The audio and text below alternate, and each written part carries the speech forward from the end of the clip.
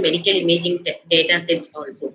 Okay, and reducing training time. But in case of deep learning, the training time is somewhat more. Okay, why means that we can train all over data sets into that.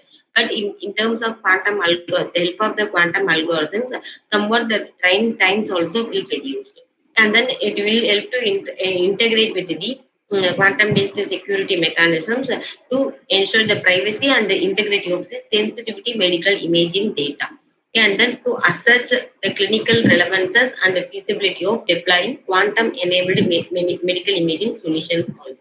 Okay, these are the some objectives of the quantum computing. Okay, why we are using, okay, what we have to explore, how it is to be designed, like that. These are the some of the main objectives of that. Next, introductions to medical image analysis. This and all we know that some of the 2D images. Why we are going for medical image analysis means to extract meaningful clinical information, okay, from medical imaging data to assist some healthcare professionals in decision making. Okay, based upon our X-rays and CD images only, we are comes to know that where it is present, whether the diseases is in malignant stage or in benign stage. Like that, we have to conclude. Yeah, the medical image analysis, it plays a vital role in healthcare by enabling accurate diagnosis, continuous monitoring of disease progressions. With the help of that medical images only, we can monitor in the first stage, second stage, and the third stage, whether it is to be normal, like that. We can, with the help of the medical images only, we can come to know that.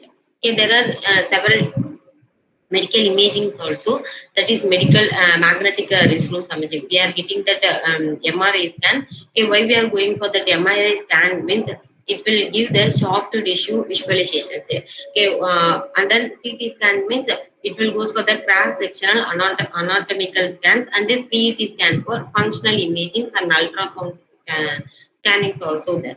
Okay, these are the main various imaging modalities are useful for this medical image process.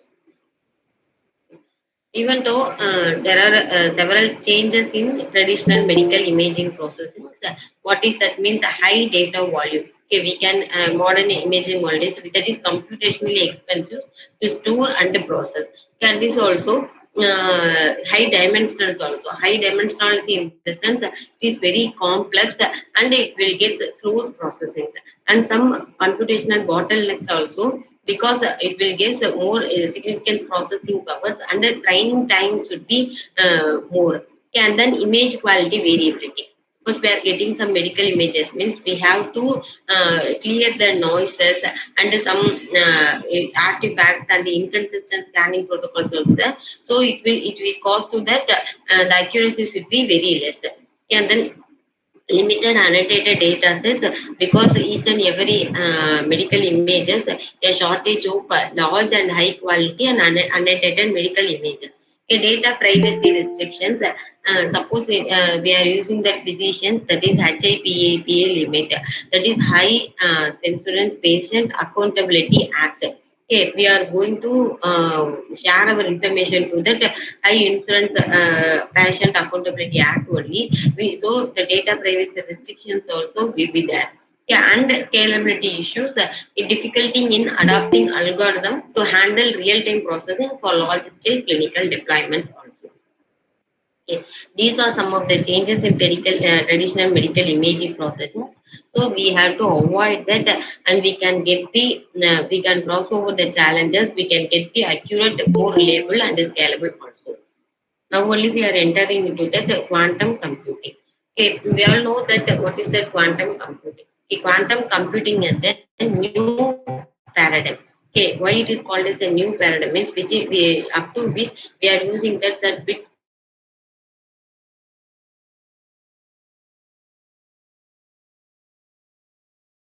suppose we are tossing the dog up.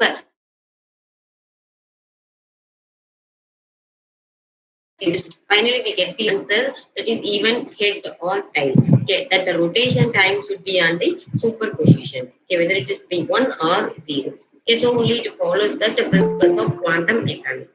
Okay, see here in classical bits only zeros are 1, but in qubits zeros are ones are both at the same time. Okay, like that it will evolve. So that that is called as the superpositions. And then entanglement is means that is the spinning, whether it is to be zero or one or it is to be both. Okay, like that we have to calculate means it is called as the entanglement. So based on see the figure, the ones and zero, it is to be rotated ones or zeros or both. Okay, that is called as the superpositions. Okay, entanglement means the qubits becomes the interconnected, and it's also one qubit is to depend on the state of another qubit. Okay, suppose one means is to be depend on the zero because it is rotated one zeros and then one zeros, like that it is to be rotated. So one state should be depend upon the another state. We are using some quantum gates also, okay, that manipulate qubits by changing their states to solve certain problems than classical computers. Okay, this is the main concept of quantum computing. One is superposition, the another one is entanglement. Okay, the next comes two types of differences between classical computing and quantum computing. Okay, the first feature is a bit state, that is either it is to be zero or it is to be one in classical computing. In case of quantum computing, whether it is to be zero or it is to be one or it is to be whether it is to be zero and one, that is at multiple positions. Yeah, already I explained that some of the computational models in case of classical computing is deterministic. It should be determined based upon the input. But in case of quantum computing, it should be probabilistic. Okay, it is to be past, but we will get the final accurate results.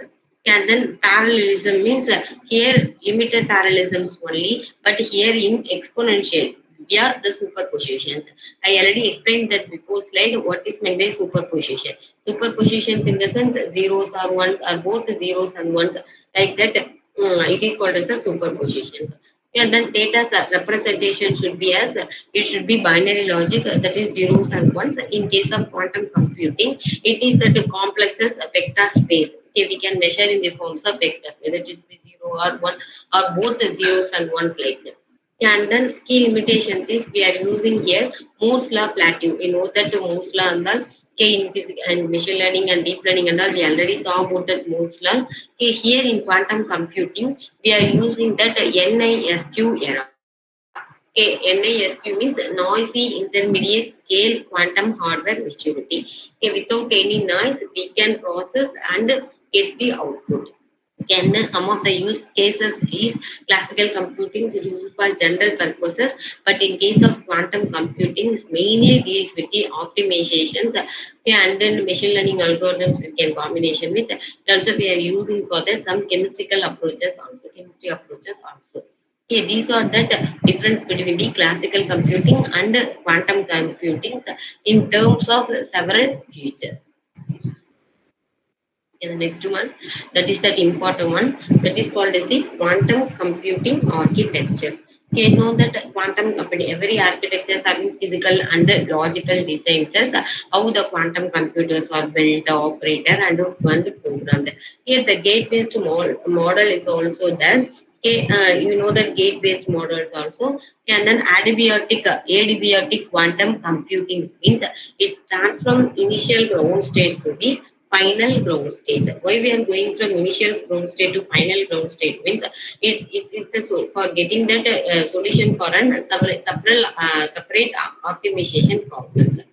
Okay, and then quantum annealing means is a subset of adiabatic approaches is designed to find low energy solutions to complex combinatorial problems also.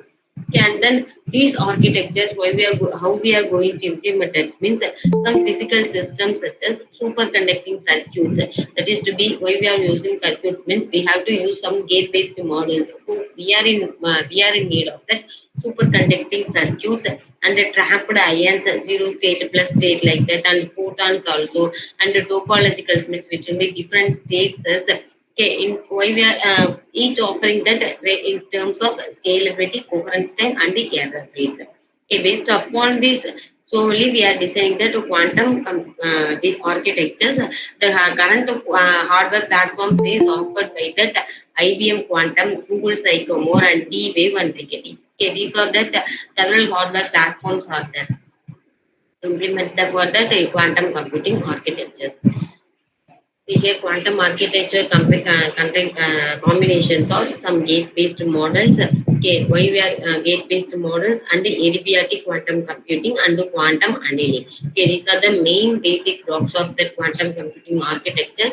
Okay, gate-based models, we know that it is comes under the quantum circuits, and adiabatic quantum computing means it minimizes the error and optimizes all those things to get the accurate results. And then quantum annealing is specialist for the optimizational problems.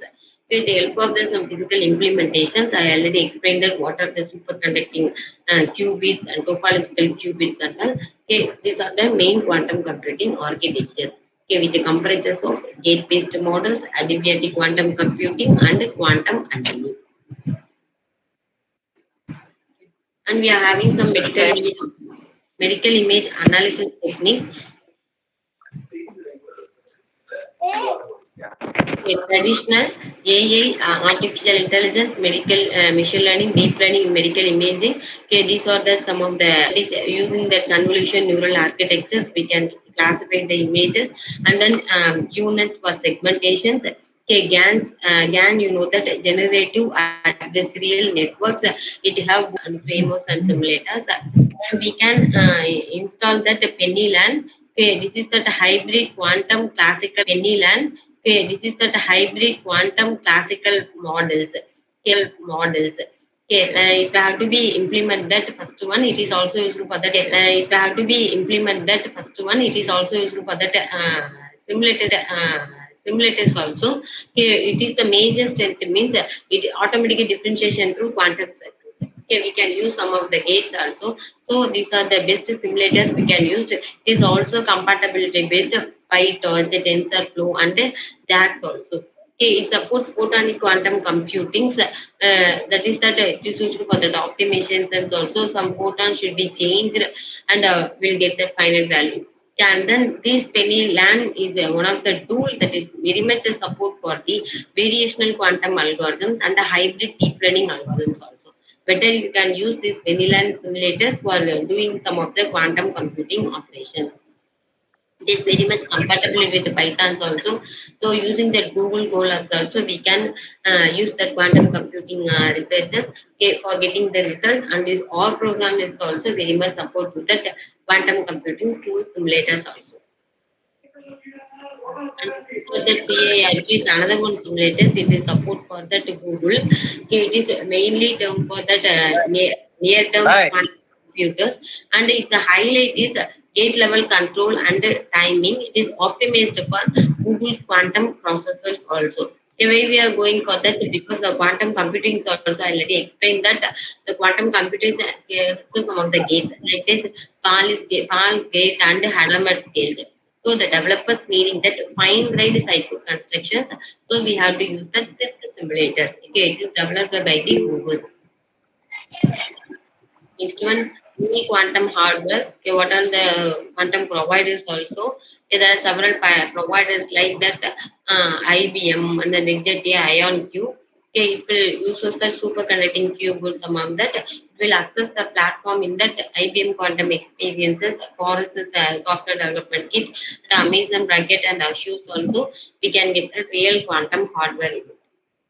And these are some of the books and reviews for quantum computing. The first books are Quantum Computations and Quantum Informations. The next one, Quantum Machine Learning is also there. It is a very good book.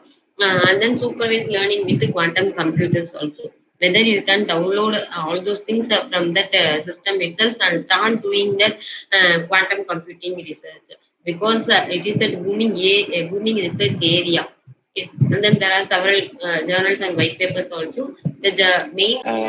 Thanks for you shared that knowledge with us. Thank you, madam. Thank you, sir. Thank you so much.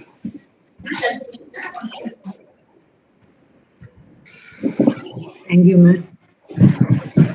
Thank you, Sivagami ma'am, for your wonderful session. Okay, thank you, ma'am. Thanks a lot. Yeah, it was very nice and it was very easy for us to understand. The way of your explanation was very good. Thank you, ma'am. Thank you.